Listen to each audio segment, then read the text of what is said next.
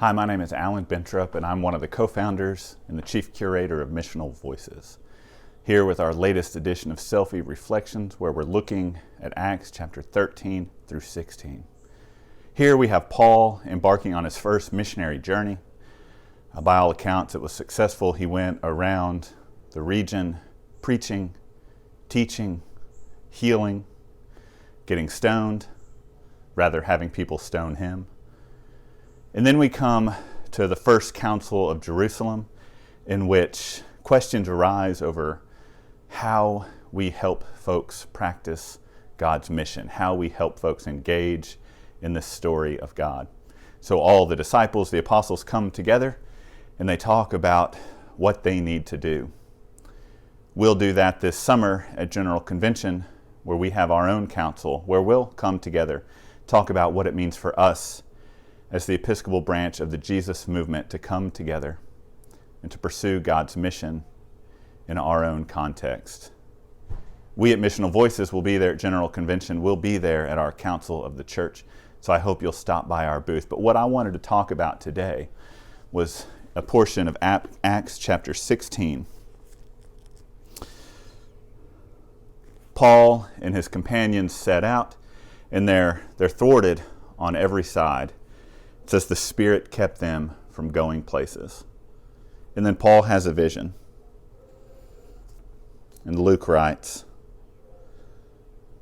"During the night, Paul had a vision.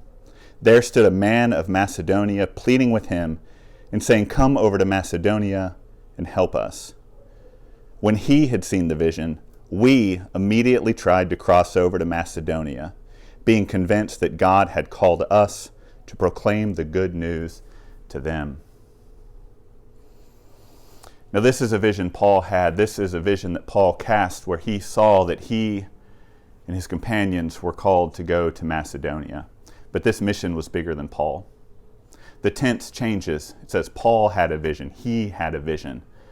But we decided to go. The church claimed this vision as its own. But even more than that, this mission is not about the church, because they say, we discerned God had called us to go. Because the mission doesn't belong to Paul alone, though at this point in Acts, most of it's frankly about Paul.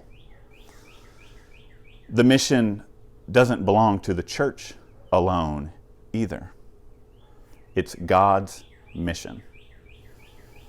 Yet the church is called into discernment, seeking how we will respond to God's call in our lives, in our context, in our day to day.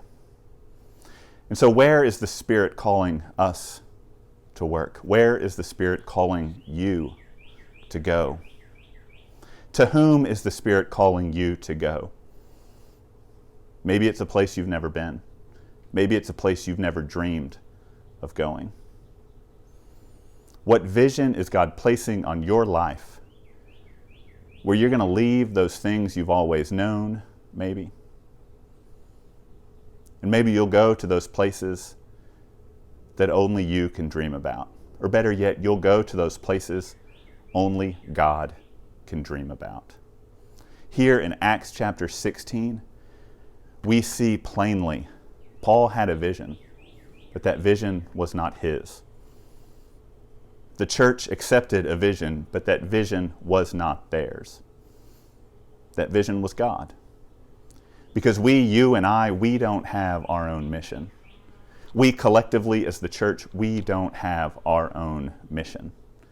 We only have the mission that comes from God. And so what mission is God calling you on today?